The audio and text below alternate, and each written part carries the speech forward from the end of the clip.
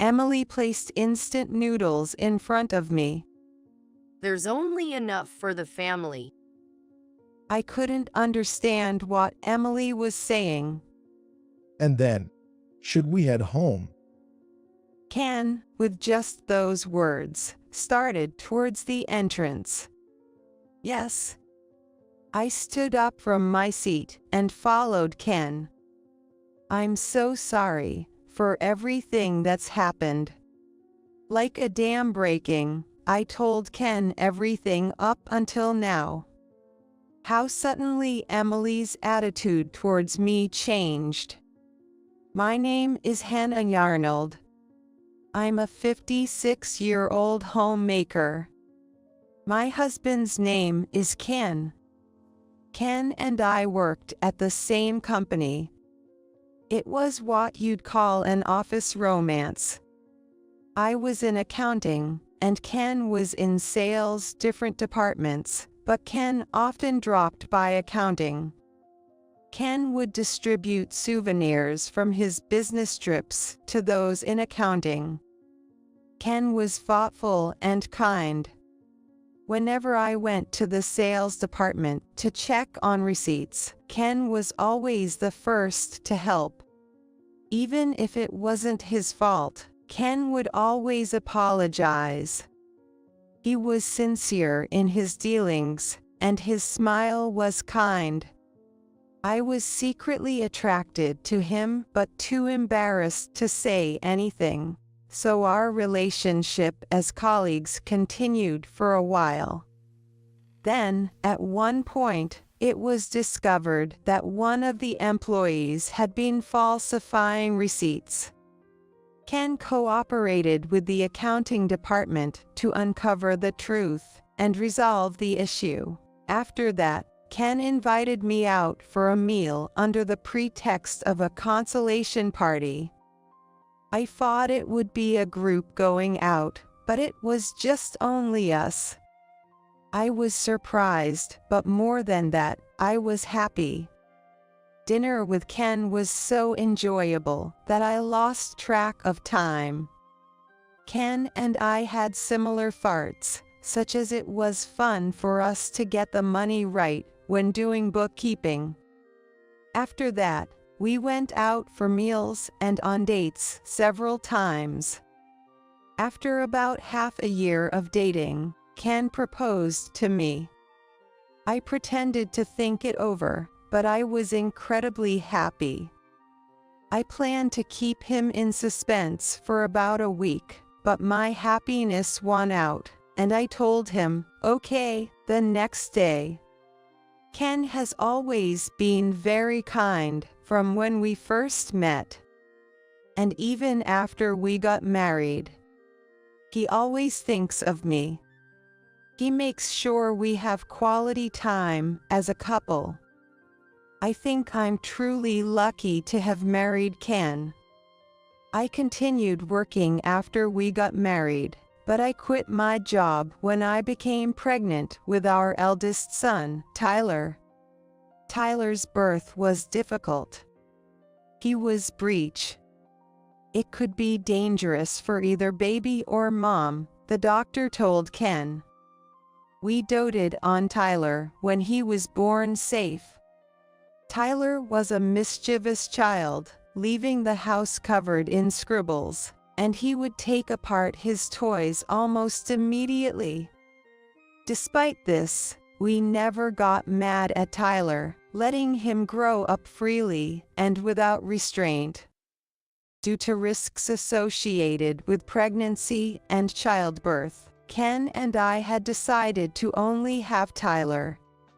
Tyler was an incredibly precious treasure to us. During his time in kindergarten and early elementary school, he was quite wild, causing quite a bit of trouble for his teachers. We were warned about his behavior numerous times during parent-teacher meeting. However, as he moved into the upper grades of elementary school, he began to show more discretion, and his behavior improved significantly. From then on, Tyler seemed to become quite the model student. He excelled academically, serving as the president of the student council. He was also the captain of his extracurricular club. He never scored below an A on any test. Yet, Tyler hardly seemed to study at home. Even when I peeked into his room, he was usually lounging around reading comics. When I asked, "Are you studying?" he'd simply respond, "Yeah, I am," without looking up from his comics. However, Tyler's grades never slipped. He must have been putting in the effort when I wasn't aware. Tyler chose to attend a local public middle school and high school. Even though his grades could have easily gotten him into a more prestigious private school, he chose the public school closest to our home. Throughout middle school and high school, he consistently ranked at the top of his class and served as student council president. He went on to attend a local public university. In college, he seemed to focus more on volunteering and other activities than on his studies. When it came time for job hunting, Tyler only applied to local companies. Given his academic record, he could have landed a job at a major corporation or even an international firm. I found it curious that he chose smaller, local companies. I asked him why. I've kind of always wanted to work locally since high school. It turned out, a high school project on our hometown sparked his interest in staying local. He chose the local university and sought to deepen his understanding of our town through volunteer work. I was genuinely impressed by his thoughtful planning, having had no idea he felt this way. "That's amazing, you've really thought this through." I praised him. It's nothing special, He said with a bashful smile. Tyler got his wish and secured a job at a local company, graduating from university without issue. I thought he would commute from our house, but he decided to rent an apartment closer to work. It's all about the experience. He said. He wanted to understand the challenges of managing a household on his own. Our home felt eerily quiet without Tyler around. But then again, it was just like when Ken and I first got married. I decided to enjoy the quiet life with Ken again. Thanks to Tyler attending public schools, we had quite a bit of savings left. Our mortgage was almost paid off, and it looked like we could settle the balance around the time Ken retired. Additionally, my parents own a broad apartment rental business. Eventually, it seems I'll take over the apartment management. We won't have to worry about our retirement. Tyler's apartment was close enough that he could visit us by bike, so we didn't feel so lonely. After a few years of this peaceful life, Tyler mentioned, "I have someone I want you to meet." He was 26 years old at the time. Tyler brought the woman home with him. Let me introduce you. This is Emily. Emily works in the accounting department of the same company as Tyler. When Ken and I heard this, we looked at each other and shared a laugh. Tyler and Emily looked at us curiously. While laughing, Ken started to talk about how he and I got to know each other. Listening to our story, Tyler and Emily also exchanged glances and smiled. Emily is petite, and when she laughs, the corners of her eyes droop down, giving her a very cute and kind impression. Emily seemed restless, looking around our house curiously. This behavior, akin to a little bird scanning its surroundings, was charming. Ken and I quickly took a liking to Emily. If we had been harsh in our judgment of her at that moment, the incident that followed might never have occurred. There was a hidden reason behind Emily's surveying of our house. Ken and I failed to notice. Pleased to meet you. Even just hearing her voice, I thought Emily was too good for Tyler, as she came across very pleasantly. Emily is a great listener, making even the usually quiet Ken engage in lively conversation with her. The four of us enjoyed a delightful dinner together. After Tyler and Emily left, Ken and I were relieved and happy that Tyler had chosen such a great partner. Somehow, I felt as though a weight had been lifted off my shoulders. Tyler and Emily's relationship progressed smoothly, and they decided to get married. They held their wedding at a local venue, where they were blessed by everyone. For Ken and me, it was one of the most memorable days of our lives.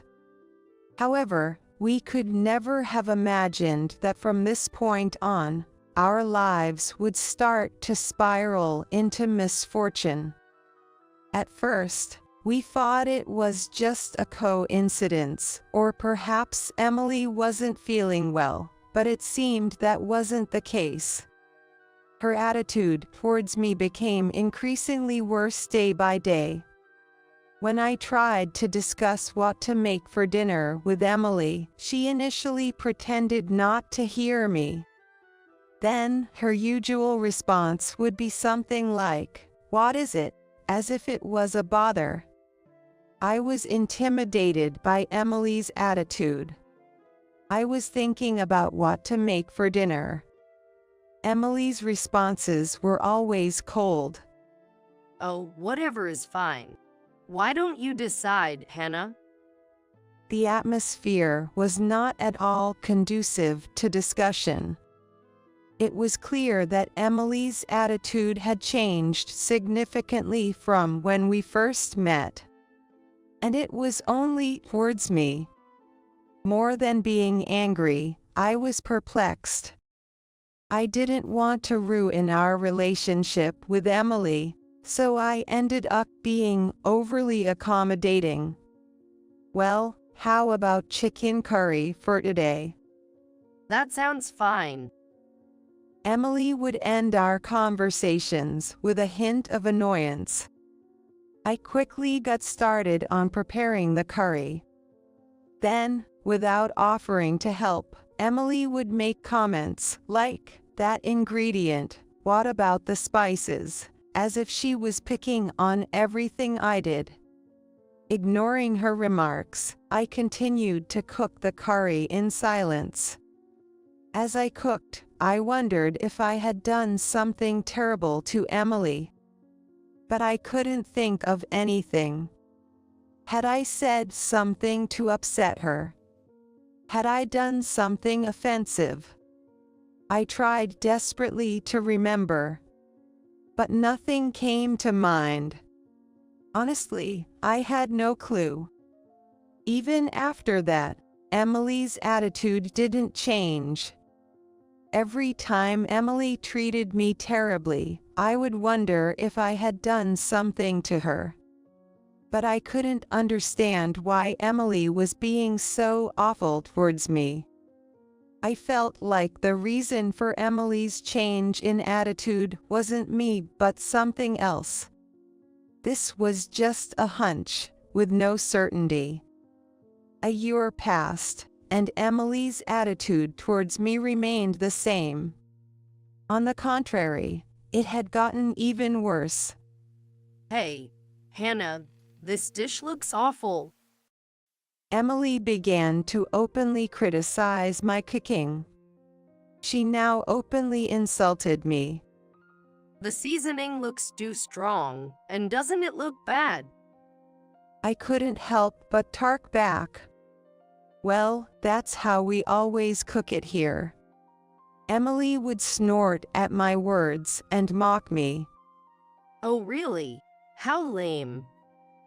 I was honestly quite irritated by Emily's attitude. If you're going to complain that much, why don't you try cooking by yourself next time? Scary. You are so scary. Emily exaggeratedly acted frightened. Loudly enough for Ken and Tyler in the living room to hear, perhaps intentionally. I was scared of Emily's calculated behavior. Anyway, Emily's attitude was only visible when we were alone. She kept making provoking remarks towards me. I thought about consulting Ken or Tyler many times, but I just couldn't bring myself to do it. Emily was exceedingly devoted to Ken, and she got along well with Tyler too. So I thought I just had to endure it. I didn't want to ruin the relationship. Today's dinner is oven-baked rockfish, made by Hannah. Emily served the dish with an incredible smile. After being bombarded with sarcasm by Emily in the kitchen, I could only force a wry smile. It looks delicious. Ken said as he took his seat. Tyler smiled as well. Hannah can cook delicious meals, and she's great at laundry and cleaning. I really admire her. Emily turned to me with a smile. Honestly, I felt sick. Hannah, you're really amazing. Ken and Tyler, unaware of Emily's hidden face, looked on fondly as she praised me. Thank you. I responded with a forced smile. To an outsider, my expression might have seemed awkward. Seeing Emily's smile, one wouldn't think she treated me terribly. The best I can expect is to be accused of lying. I feared being labeled a liar by Ken and Tyler. I thought if I kept enduring without consulting anyone, Emily's attitude might change. However, Emily's harsh words and attitude towards me never ceased. Emily continued to complain about my cooking being awful. Yet, she did nothing herself. She didn't even clean up after meals. And if there's even the slightest thing wrong, she's quick to complain. One day, Emily threw unbearable words at me. Hannah, are you sane with that seasoning? Unable to hold back, I retorted to Emily. Got a problem? Emily, as always, pretended to be shockingly surprised. Nothing at all. Scary. What's with that tone? Stop mocking me already.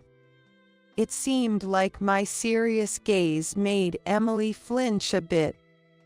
I'm not mocking. Emily muttered, biting her lip and glaring at me. It's always so unpleasant. I continued. Shut up, a woman like you.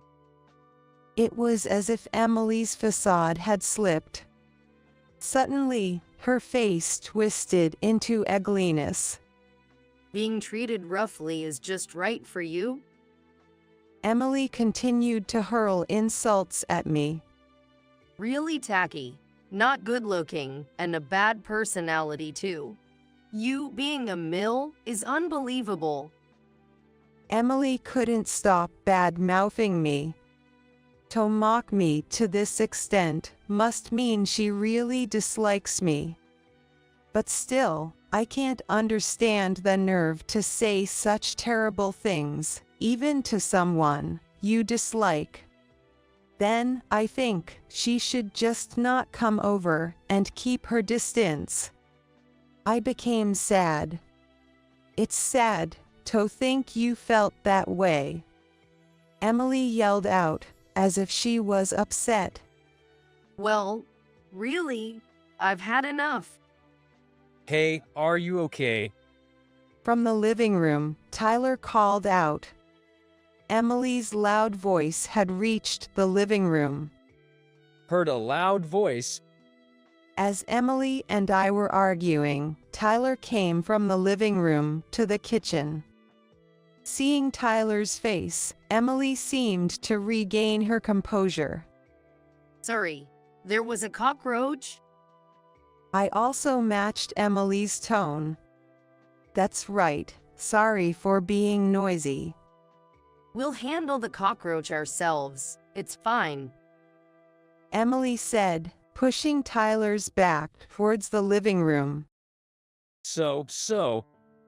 Tyler said, then went back to the living room. Neither Emily nor I had any intention of involving Tyler and Ken. This was a problem between Emily and me. Afterwards, the relationship between me and Emily remained unchanged. An unpleasant mood continued to linger between us. However, about 6 months later, happy news came into Tyler's family. Tyler and Emily were expecting a child. I hoped this would change the relationship with Emily.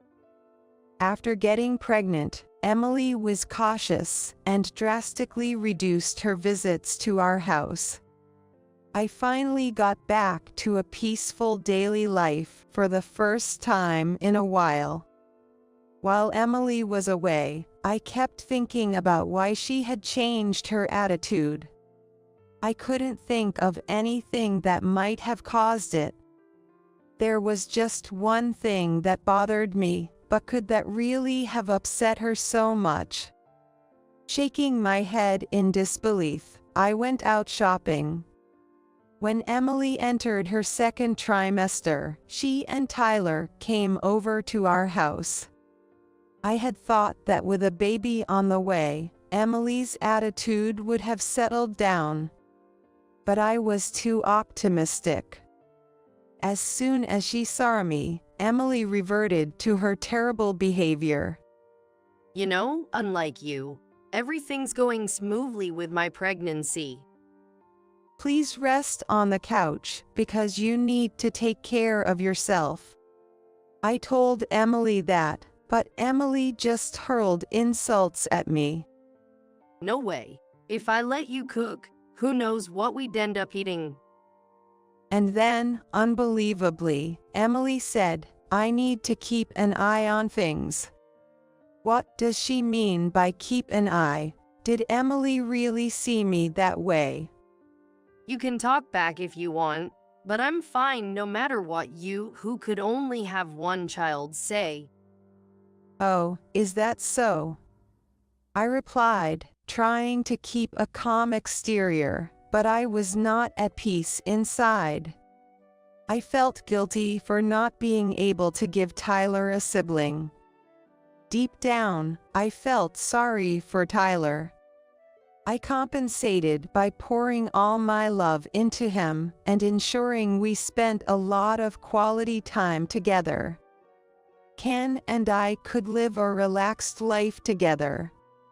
I had no regrets about that. As I fell silent, Emily piled on more complaints. That reaction. Can't even talk back.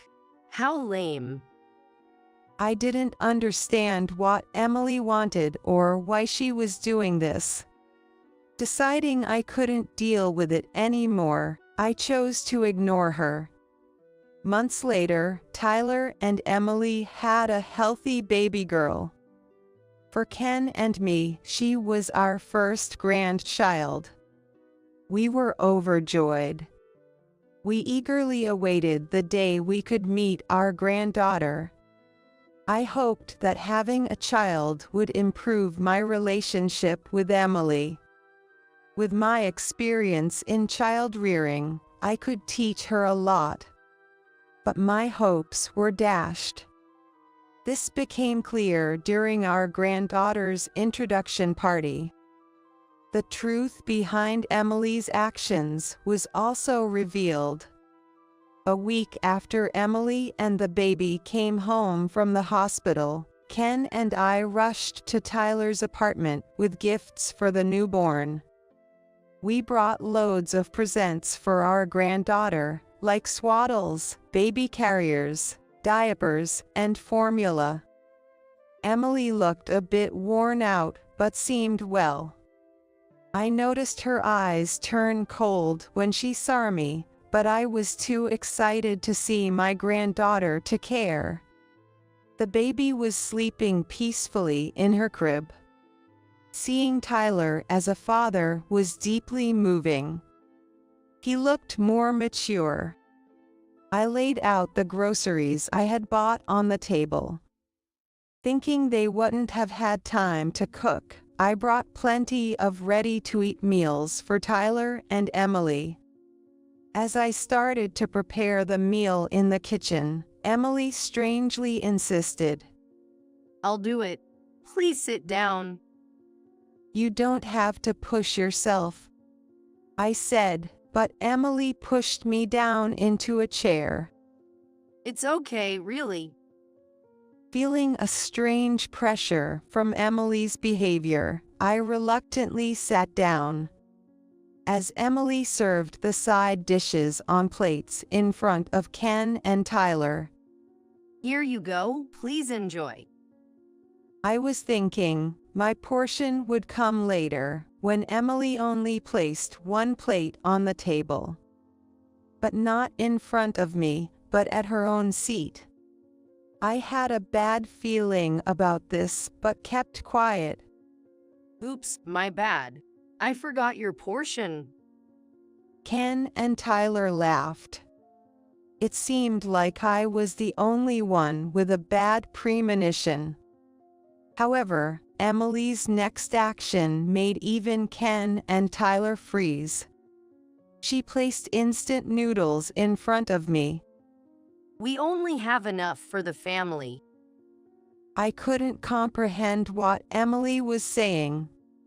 As I sat frozen, Emily, laughing, added insult to injury.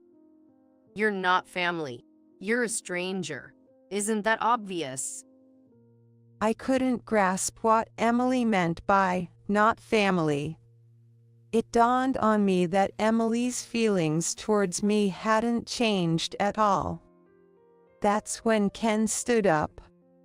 And then, shall we head home?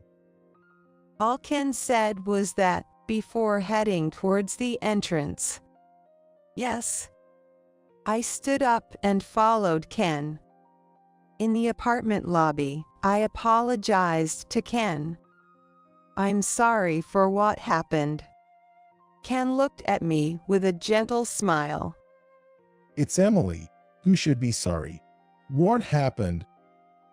I poured out everything to Ken, like breaking a dam. About how Emily suddenly changed her attitude towards me. And she pretended to be friendly in front of Ken and Tyler. Ken looked into my eyes and nodded slowly. I asked Ken why he believed everything I said. Well, I never would have thought Emily could do something like that. I would think the same if I were in Ken's shoes. Emily had been playing her cards well. You wouldn't lie, especially not to speak ill of someone. Ken trusted me. That made me incredibly happy.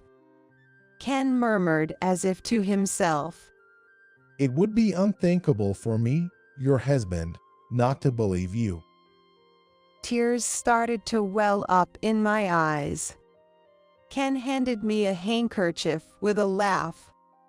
It's also my fault for not realizing it sooner. That couldn't be helped. I had kept it a secret, after all. I'm really sorry. Ken's words made my tears unstoppable. Don't worry about it. I'm here for you. Thank you, I said, my voice choked with tears. How dependable Ken was. I was moved by Ken's kindness. As I was about to leave the apartment building's lobby, my phone rang. Checking the screen, it was from Tyler. Feeling sorry for ruining the celebration of our first grandchild, I answered the call. Tyler's call was to say, "I want to talk things over properly, so please come back." He wanted to apologize for Emily's rudeness, and also mentioned that Emily's behavior had been odd. I consulted with Ken, and we decided to return together. Opening the front door, Tyler welcomed us. Instead of the living room, Tyler guided us to the nursery, which was still being set up. There was a study desk and a bed, and I couldn't help but laugh at how eager they seemed. I'm really sorry about Emily. You guys have been having trouble for a while, haven't you? It seemed like Tyler had noticed something. Back when there was yelling in the kitchen, you were having trouble then, too, right? That's right. I had made up a story about a cockroach to Tyler. Tyler had realized it. After getting married, I explained to Tyler that Emily's attitude had changed quite quickly. Tyler listened silently, but his fists were clenched tightly. I'm truly sorry. Tyler believed what I said.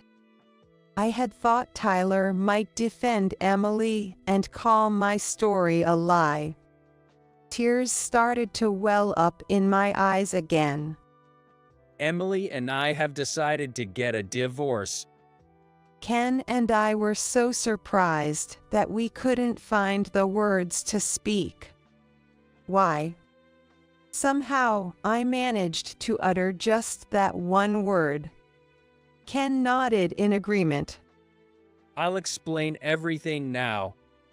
Tyler said, then headed out of the room towards the living room. Ken and I followed him. I heard Emily squealing and screaming, "No," from the living room. On the dining table, there was a divorce form with Tyler's signature on it, which I didn't miss. Seeing my face, Emily threw a magazine and a decorative item she had at hand towards me. One of them nearly hit me. At that moment, Ken shielded me, and a small decorative item hit him in the face. Ken's glasses flew off in a random direction. Maybe Emily hadn't expected it to hit anyone. She stopped moving, and her eyes went wide. Shocked, I looked at Ken's face to see blood streaming down from near his temple.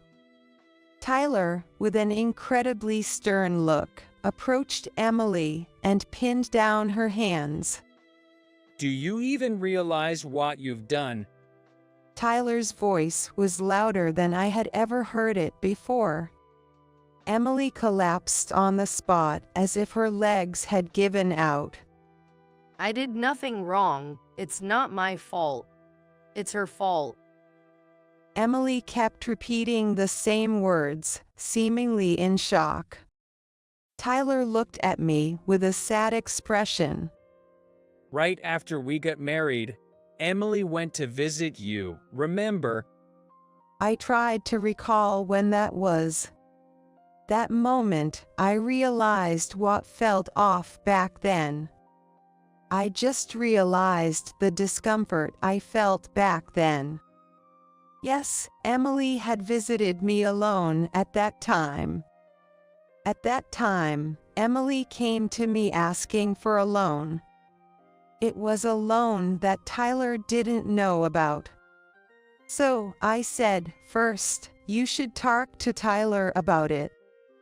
At that time, she said, okay, and immediately went back home. Since she never came to me again to discuss it, I thought it was resolved. I kept this to myself, so Ken didn't know. Ken looked at me surprised. I'm sorry for keeping silent. I felt bad for Emily and didn't tell you. I hate that goody two-shoes attitude of yours. Suddenly, Emily lashed out at me with harsh words. That was quite a nasty way to speak. About that loan, Emily had borrowed money from somewhere else and repaid it. Then, Tyler shared with me about Emily's spending habits. Emily has always been extravagant with money.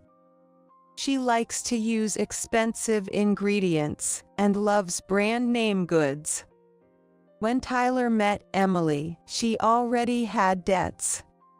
I talked to Emily, advising her not to take on any more debts. I also told her that if she didn't, I couldn't associate with her, and she agreed. That time, Emily was apologizing while crying.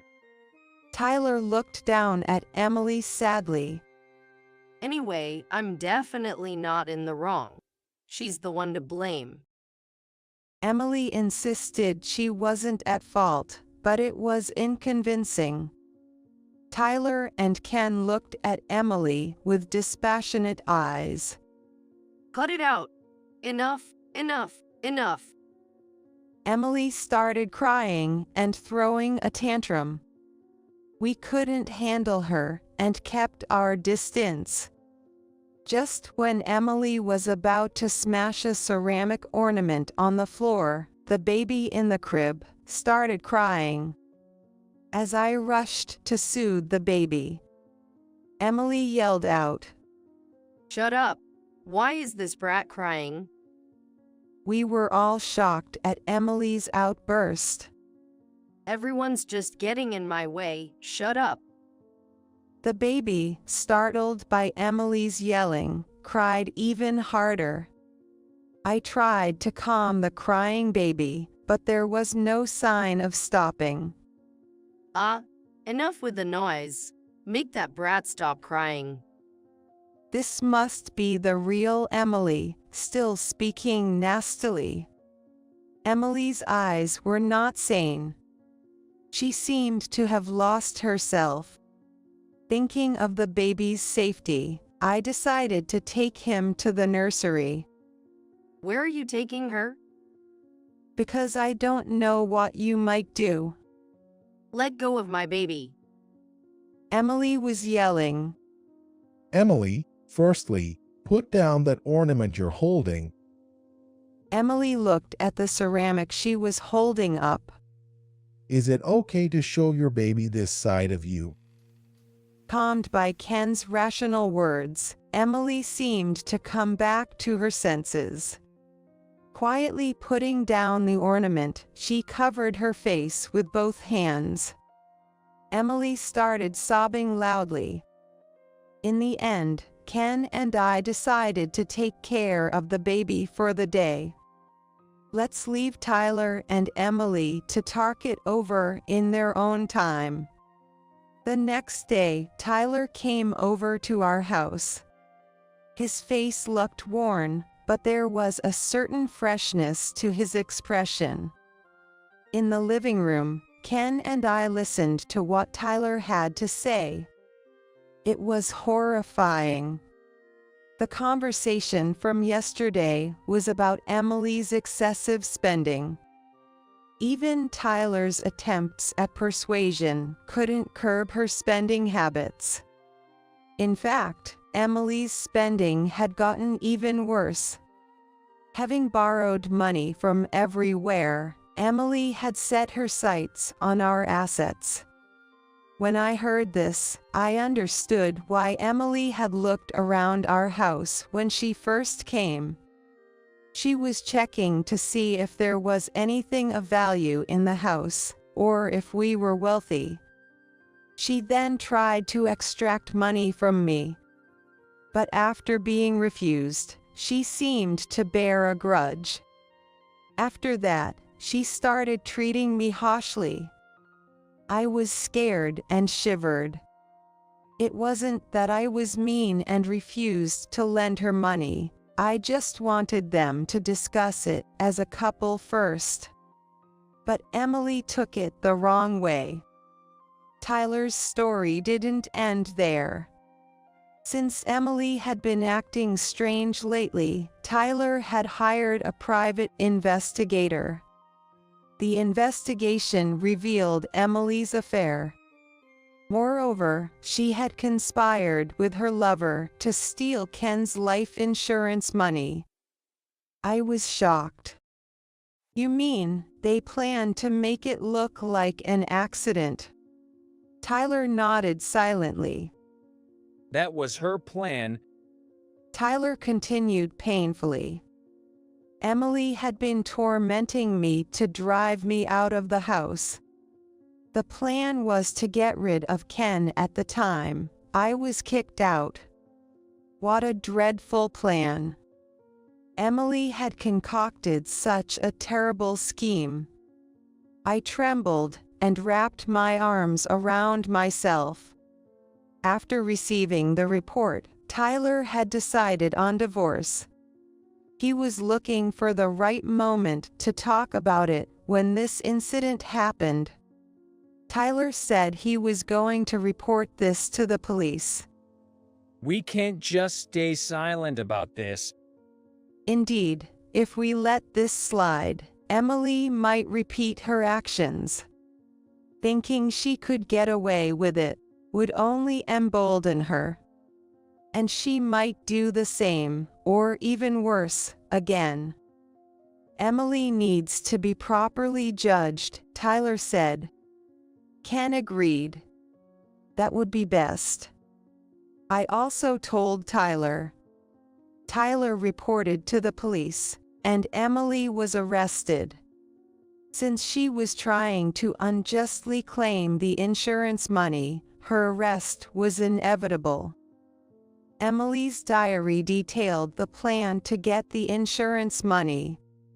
Tyler and Emily's divorce was finalized while Emily was in jail. Emily apparently claimed custody, but of course, custody was granted to Tyler. Even the lawyers seemed dismayed by Emily's claim to custody. If Emily is prosecuted, she and her co-conspirator will likely receive prison sentences. I hope Emily seriously reflects and faces her crimes behind bars. Not only did it ruin Tyler's life, but it also caused a great deal of trouble for the child that was born. The assault on Ken did not become a legal case because Ken didn't file a complaint. It was a kindness unique to Ken. Since Emily left, peace has returned to my heart. I can sleep soundly at night, and I don't get palpitations anymore when I visit Tyler's house. Living with Ken, just the two of us, has been peaceful. The times when Emily was causing turmoil feel like a lie to me now. Tyler and my granddaughter are living together. Fortunately, Ken and I live nearby. We help with anything we can, including daycare drop-offs and pickups, and meals. Above all, it's a joy to witness my granddaughter's growth up close. At this rate, Ken and I might be able to see our granddaughter's high school graduation. Because the granddaughter was a baby, she doesn't remember her mother. It might be sad, but it's probably for the best not having such a mother.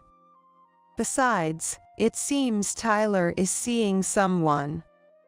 My granddaughter whispered to me as if it were a secret.